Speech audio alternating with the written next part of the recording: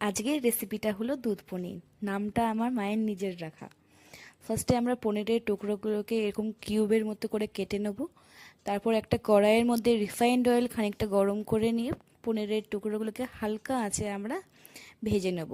একটু ভাজা হয়ে গেলেই আমরা পনিরের টুকরোগুলোকে একটা বাটির মধ্যে তুলে রেখে দেবো। নেক্সট ওই তেলটার মধ্যেই আমরা গোটা গরম মশলাগুলোকে একটু ভেজে নিই। ওটার মধ্যে আমরা টমেটোর পেস্টটাকে কিছুক্ষণের জন্য ভালো করে ওটা কষে নেব। টমেটোর পেস্টটা 3 থেকে 4 মিনিট ভাজার পর ঠিক এরকম একটা কালার চলে আসবে। তারপর ওটার মধ্যে 1 চামচ লাল লঙ্কার গুঁড়ো আর 1 চামচ চিনি আমরা ওটার মধ্যে মিশিয়ে নেব। ওটাকেও 2 মিনিটের মতো ভেজে নিয়ে আমরা অ্যাড করব আজকের মেইন উপকরণ।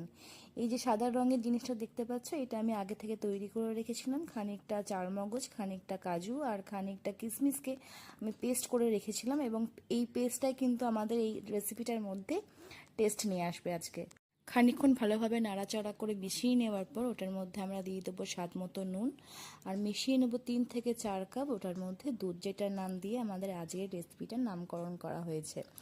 2 থেকে 3 মিনিট এটাকে ভালোভাবে আমরা ফুটিয়ে নেওয়ার পর আগে থেকে ভেজে রাখা পনিরের টুকরোগুলোকে এই গ্রেভিটার মধ্যে আমরা খুব সাবধানে অ্যাড করে দেবো। ব্যাস, রেসিপিটা আমাদের হয়েই এসে তারপর এটাকে আরও কিছুক্ষণের জন্য ফ্লেমটাকে বাড়িয়ে নিয়ে পরে ফুটিয়ে নিতে হবে। উপোস পরের দিনে কিন্তু চোখ বন্ধ করে এত টেস্টি একটা খাবার তোমরা খেতেই পারো। এরপর আমরা এটার মধ্যে অ্যাড করে নেব 2 থেকে 3 কিউবের মতো বাটার, এতে টেস্টটা আরও এনহ্যান্সড হয়ে যায়। আর দিয়ে দেবো কসুরি মেথি। তোমরা চাইলে স্কিপ করতেই পারো, বাট যদি ঘরে থাকে তাহলে অবশ্যই দিও, খুব সুন্দর একটা গন্ধ বেরোয় কসুরি মেথিটা ইউজ করলে। ব্যাস, আর 1 মিনিট এটাকে ভালোভাবে নাড়িয়ে নিয়ে পরে আমরা নামিয়ে নেবো একটা পার্টির মধ্যে।